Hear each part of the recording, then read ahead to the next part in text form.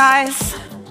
Lovely to be here. It's a little bit difficult to see you guys because I've got all the light in my head. I woke up last night and I thought about the headline on my presentation, and I thought that's the most idiotic statement because, I mean, honestly, where the world is right now, it needs a lot more saving than innovation and design and science. You know, we almost need to save humanity, I guess, with the wars going on. But that's not my specialty. Yeah. So I'll have to focus on what I know something about, even though I wish I knew how to solve wars and people fighting against each other. But no, I don't. The next page is less of a sort of low note. It's more of a high note because I am, generally speaking, a stubborn optimist. It's how I go into the world. It's how I try to see solutions. It's why I think we're humans, because we are equipped with a brain and the ability to actually use it and use it for good. And I do believe in humanity. I do believe in the fact that we can make change if we want to. And if we have that lens towards looking at the issues and the problems we're facing. So I'm going to take you through a little bit of a journey. My world has been surrounded with the fashion industry, and I don't know if you guys work in the industry or know a lot about it, so I'm going to start by giving you a short crash course into why this industry is interesting, and also why it holds some potential for some change that could trickle down systems. And then I want to take you through a little bit of Pangaia's story, who we are and why we're in business. And then I have a new initiative around bees and biodiversity that I'm really excited to share with you. And then I also want to end on a high note with Al Pacino. And I want to get to that point, but I have a lot of slides. So if you don't mind taking the lunch break as well. No, I'll do it quick. But if it feels a bit rushed, it's because I have a ton of slides. So can fashion save the planet? Well, probably not. But fashion is one of the world's largest industries. It's a more than $3 trillion industry.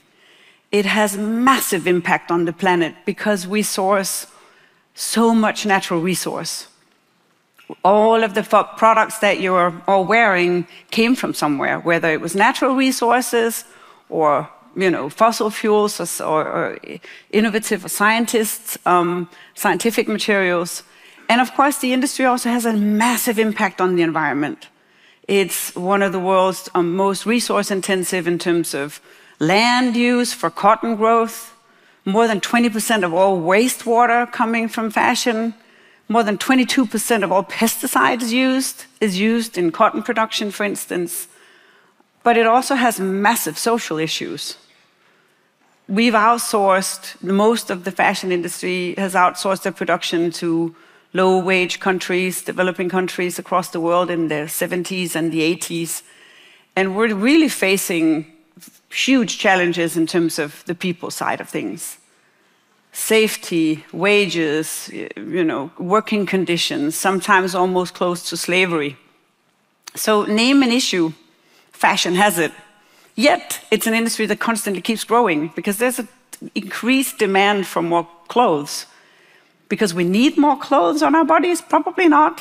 But this industry is also fueling a need for things we didn't know we had, like a need for purple or a need for a new waistline or something else. And we're growing in population as well. But if we looked at the trajectory for the fashion industry, in 2019, when I was with the Global Fashion Agenda and we did one of our reports, and this is pre-COVID, obviously, the fashion industry was on a trajectory to grow 81% in volume towards 2030. And if we agree that the planet can't carry that, we are definitely faced with some challenges. So currently, the scientists say that we're already using 1.5 planet when it comes to sort of natural resources. Have you heard about the overshoot date? So that's a day that marks the day of a year where we've basically on that day used the planet's resources. And that's a day in June. And it keeps moving upwards because we keep using more and more. And if the fashion industry continues to grow as its trajectory, and even after COVID, things picked up again, and I'm sure we're on the same trajectory again, by 2050, we will be needing 3 planets to sustain life, not just for fashion, but for the existence of our planet. So what do we need? How can we solve this? And I believe that we need great leadership.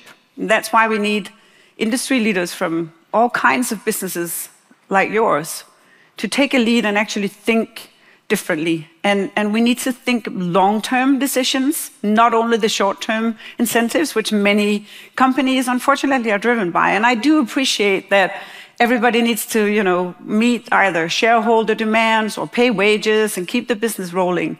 But if we only work towards short-term incentives and don't look at the long-term consequences of our actions, we're not going to get there. On the positive side, there's really a lot of innovation happening, and that's part of the Pangaea story that I'll come to. For instance, in the material innovation and science that we can bring to make products better, make them like Justin talked about, or Leila, recycled materials, or how can we take waste streams and turn them into something that can then eventually become a better product. Of course, we can look at how we're sourcing and how that whole food chain or value chain in fashion is looking. And then there's a big discussion about growth. It's probably the elephant in the room, and it's the elephant in the room not only for fashion, but for many industries. How do we grow or create value for shareholders, for our customers, for our employees, but maybe without growing in volume? Fortunately, there is a lot of new business models on its way that can potentially solve some of that, but it is, I think, also a conversation that we need to have in societies. How much more new? How much more growth? I mean, I like the New Zealand approach that you also measure happiness against it, but GDP in general is a growth metrics that continuously measures our success based on growth. And if we accept the fact that we can't just keep growing in the traditional sense that we used to, we need to have a new way of thinking, how do we grow? How do we grow in value creation rather than volume? And volume is really a big, big issue for fashion, because we're driven, this industry, on a notion of sort of overproduction. It is unfortunately still a good business model to overproduce and mark down your product. That's really a shitty cycle. And I think Leila touched upon it also, how the value of a product sort of decreases. If you don't pay a lot for it, do you value it as much? And we've come to a stage where you can really buy things that are so low priced that there's no way nobody even got paid. The externalities that she was speaking about. Where's the invoice from the river? Who paid the forest? Or even the worker who plucked the cotton or sewed the product? And of course, this leads to a massive overconsumption, because this industry then keeps putting out, buy 3 for the price of 1, and people do. And who can blame them? But it ends up with overconsumption, and also to two of the previous speakers, the overconsumption also leads to a lot of waste. But that can be turned into a resource. The reason I have this theory in my head that fashion can save our planet, which is a little bit of a fluffy way of saying it, but I think fashion has an exciting position because it is a powerful tool to unlock conversations also with other industries. Fashion has this weird ability to sort of sneak in, so even if you don't really want to follow fashion, we accidentally do, because we do get influenced by pop culture, social culture, it's in our systems and it does influence. So what if fashion made it cool to think? What if fashion made it the right thing to actually change behavior, buy less or buy different, use things differently? And that's, I think, some of the exciting things that we're seeing currently is some of the new business models that are emerging where, for instance, the rental models, the recycling models, the other ways of consumption models, and how technology can actually also help us enable and unlock some of all of that. And it's in that space that Pangaea was born. So we're a 4-year-old business. So we're really still feeling in many ways that we're at ground zero. We are only sort of taking baby steps towards what we want to be. We started out as a material science company, trying to look at exactly the biggest sinners in the industry and could we find better ways of coming about those materials and bringing them to the market. And because the phone didn't just ring automatically, people didn't die to get our seaweed fiber or our flour down. we decided to make a brand. And now the brand basically sort of outgrew the material science side of things and is the bigger side of the business. But we're still on a course to create industry transformation. I have a short video that I think plays if I do this. To those who care, what if we could turn flowers into coats, air into ink, grapes into leather?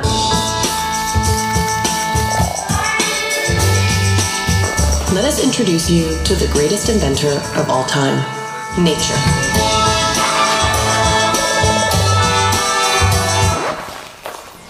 And us humans as its best creative partners. Because our actions now will define life on Earth for the next 100 years. This is why we innovate. For a planet where both humans and nature thrive.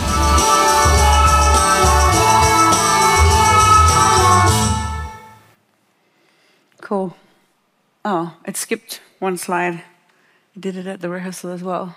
Let me just see. Anyway, I lost it. It was a slide where you could see some of the products. But we're an apparel business. Oh, there it goes. Perfect. So the brand that we created is basically an apparel business that produces product for a reason, not for a season. So we rarely go on sale. A lot of the products are sort of continuations. We have a pretty sort of basic product offering, and all of it comes from different innovative material innovations or things where we're mimicking nature. We see ourselves as a global collective of scientists and designers and marketeers and other people coming together, and we strive and drive for a mission that we call becoming Earth positive. It's a philosophy and a strategy. Essentially, it means that we want to give back more than we take. And we haven't fully, completely figured out how to do that yet, but we're working on it throughout how we look at our production and how we deliver the products, but also what we do with the products afterwards and how we give back in all of the actions that drives us. So we have 7 impact pillars in our impact strategy, and we call it impact rather than sustainability. I think we kind of felt that terminology was sort of worn out a bit, and it's been used and overused and misused a lot. We have 3 sort of main focus areas. So we focus on planet, like most of you guys probably do, the people side of things. And then, because special to us, of course, is also the material side of things. We do this by focusing on the biggest sort of areas of especially the fashion space and the technologies that we can bring about to enable some of the solutions. So if we look at the biggest impact of the fashion industry, biodiversity, so the natural resource and extraction, and especially, for instance, for cotton, which you might think is an amazing fiber, it's natural and all, but it's highly land intensive, highly water intensive, highly pesticides intensive. So we do need to find other ways. For us, it means recycling cotton, but it also means regenerative cotton. So if we are to actually define and stand behind using a virgin fiber, we have to have regenerative. Fossil fuel is the biggest sinner in the fashion space. So more than 60% of all products in fashion is made from oil-based plastics. Of course, they can be recycled, but it doesn't take it away. It's still plastic. It still threads microfibers. So we do need to find other material solutions. So this is a bio-based replacement for nylon that I'm wearing, for instance. Cruelty-free, another major area for us to sort of figure out how do we do that differently. Can we find replacements to not use leather, not use the down from goose and duck? Of course, we would never use fur, but it also goes to the wool that we use, that they are recycled wool or regenerative wool. And then, of course, we're focusing on areas such as the waste streams of our production, so wastewater, but also other waste reductions. These are some of the exciting fibers, and I can just touch upon a few of the sort of more blue sky thinking. So, for instance, Air Ink, which has a beautiful picture of Naomi up there. Air Ink is a technology to sequester carbon from the air. It's described to me, I'm not a scientist, but it's described to me as a hoover, almost, that it can suck out air pollution and turn it into an ink that we can print with. So we basically did a range of products where our general text block was printed with air ink. Mirum is another incredible product that we work with, which is a 100% bio-based replacement for leather. And it's actually durable, and you can use it for shoes and everything. Another beautiful and almost you would think blue sky thinking is 12, a company based out of California that has found a way to sequester carbon and turn it into a material that we could make sunglasses of. So these are, of course, not big scale innovations, but we think they're really important to put out into the world. And even if we've only done 1,000 glasses or, in other ways, sort of small quantities, I think this is really the idea with Pangaea, is that we use the platform to showcase the material science, to prove that it's actually the good design that makes the product desirable or interesting, and that we can actually bring about really exciting solutions that essentially could be what we call Earth positive. These are some of the IPs that Pangaea ourselves own. So for instance, I mentioned flower down. It's a replacement for goose and duck down. So instead of plugging the hair out of the poor chicken and goose, we found a way to take a leftover product from flowers and turn it into a pulp that can actually keep you warm. Another one, seaweed fiber. Justin also spoke about seaweed. It's an incredible material and can be turned into a lot of lovely things that you can blend with cotton. Fruit and plant fiber waste can also actually be turned into incredible materials that you can blend with cotton or stand alone. But it could also be hemp or nettle that can be made denim out of. And you wouldn't think that nettle could actually be nice to wear on your body, but we found a way where you twist the fiber and you treat it in a way where you can then blend it with cotton, and it actually becomes a really durable, beautiful material. And it's rain-fed, and it's also a social project from the Himalayas where we're supporting the local communities. Another thing that we always do with Pangaea is, of course, we do a life cycle assessment on each and every product. And actually, in our measurements and assessments, we come out with 13 different indicators that will tell us about the impact of the product all the way from its beginning until its end. On our website, we only disclose 3 of them, but people can always ask for more if they want to know more. But that's the thing. Do people really want to know that much more? I don't think we're buying fashion to save the world. Usually we would buy products that makes us look good, feel good, and we're kind of happy if we can buy into something that is sort of guilt-free. We do produce also like long impact reports that all we disclose and a full transparency on all of our activities, and you can find it all online. But for the consumer to read 60 pages of impact reporting, we haven't really seen that much. And then, of course, there's our philanthropic efforts, which I think is a key part of what makes Pangaea different. We paid back to philanthropic efforts even before we paid wages. We've set up a small fund ourselves. I'm going to speak a little bit more about it in a minute. It's called Be the Change. We also have another fund called Tomorrow Tree Fund. And like everyone, I think we're planting trees. It's not part of an offsetting exercise. It's in addition. So for every product sold, we plant a tree. We're also supporting the coral reefs through an organization called Coral Gardeners, and then in addition also refugees through Choose Love. But I think these endeavors are really critical, but they wouldn't matter if we didn't also focus on how our footprint is in our supply chain. Because I think there's a lot of companies who do shitty work with what they actually do with their business, and then they will support good causes and sort of say, hey, look over here, and then we do bad business over here. But yeah. So speaking about bees, let me see if I can change. Yeah. So biodiversity is this big concept, strange word. I think coming here to New Zealand and experiencing how it feels so much more authentic from people here to talk about nature, because you have an inbuilt sort of respect or connection with nature. I felt the same when I visited Australia. I think a lot of other countries in the world have sort of lost it. We've forgotten how close we are to nature. But I also think the word biodiversity is a little bit challenging. And I think a lot of people feel disconnected from it and we can't really relate to it. I remember from my days at Global Fashion Agenda when we tried to introduce biodiversity as a topic for the Copenhagen Summit. gathering the industry, it didn't really pick up. So even with industries who are sourcing directly from nature, they don't really connect with it. So that's why we were thinking, how do we make the case for nature more tangible? And we said, what if we double down on the bees? Not only the bees, but the bigger sort of group of pollinators.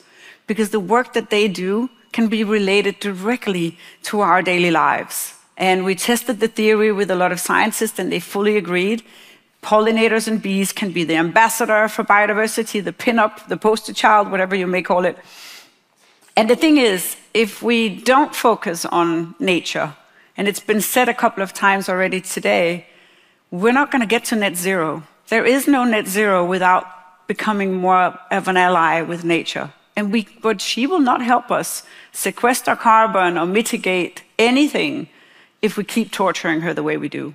So there needs to be a whole new sort of sense of human connectivity to nature that I think is really, really critical that comes. And I might be preaching to the choir because you guys are from here, but in many, many other parts of the world, there really is no way that we're going to get there if people don't start appreciating that we're just creatures on a planet. We think we live on bricks and we're a superior race or whatever, but really, we're just creatures on this planet, and we definitely need to treat nature at a whole different way. So what we're proposing is actually to rally a coalition of like-minded businesses who will join Pangaea on this mission of putting nature first. And we are proposing to use the power of brands to communicate to people. And if any of you are from businesses who want to join, shout out afterwards. I'd love to sign you up on the mission with us. We want to put out a campaign called Be the Change.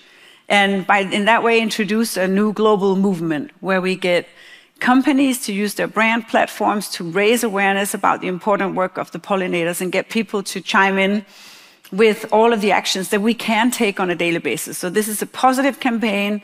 It's a hopeful campaign, back to the stubborn optimist. It's focusing on all the solutions that actually sits there.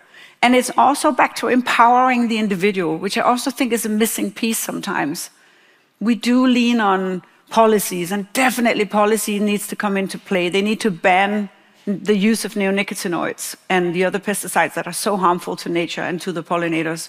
But every single one of us can play a role. And I think sometimes we've kind of lost that feeling a little bit. We feel that it's so global, it's so overwhelming, climate change and decline of biodiversity and mass extinction of animals or whatever, how do we solve that? And wars, where motherlands are fighting against each other and people who used to be brothers are now enemies. And, it's just so sad. So I think we sometimes then go, what do? I can't make any difference to this. But I really believe that we need to come back to a space where we feel empowered as individuals and that we actually can make a difference. And it is the collective actions of the many. And I appreciate what Justin's saying, that we don't want to do anything differently, but we have to.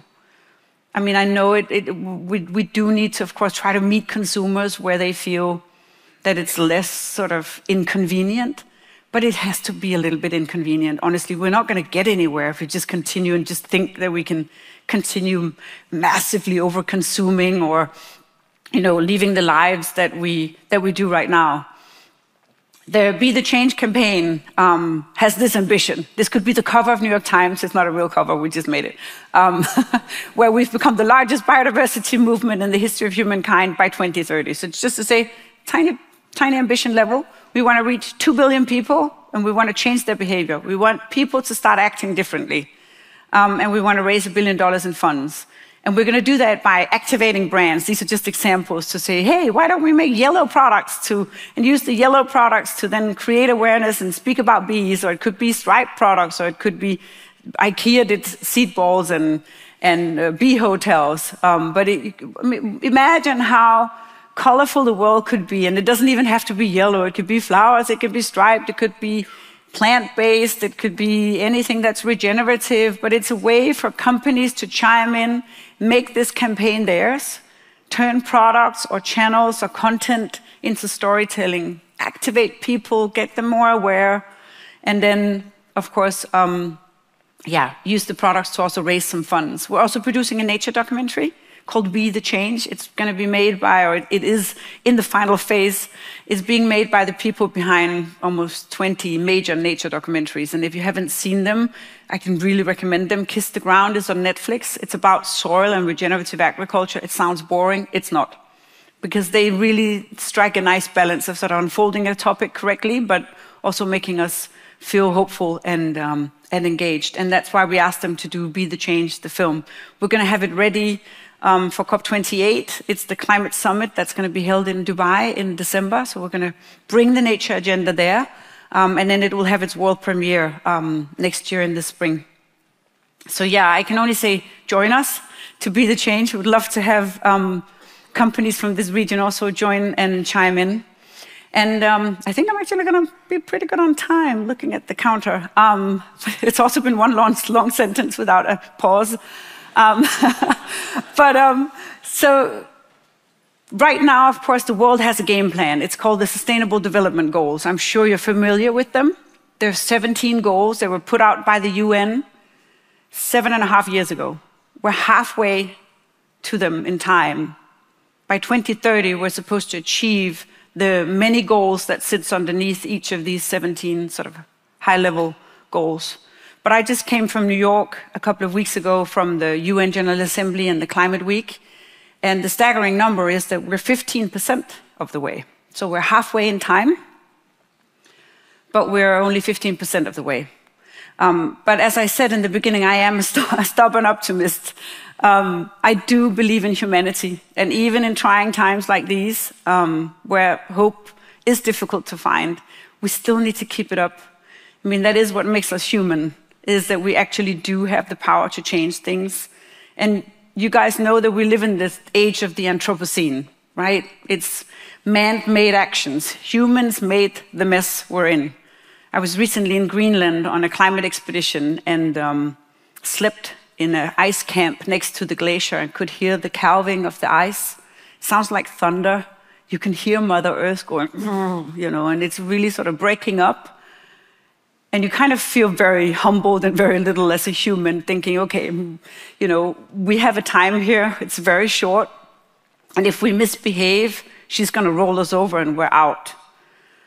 But I do think that there could be a space for humans to actually have a place on Earth, but we do need to act differently, and we do need to treat nature at an unprecedented scale. And that's why I think the age of the Anthropocene, where we made the mess, but we can also unsolve the mess. You know, we still have the potential to do differently. Thank you.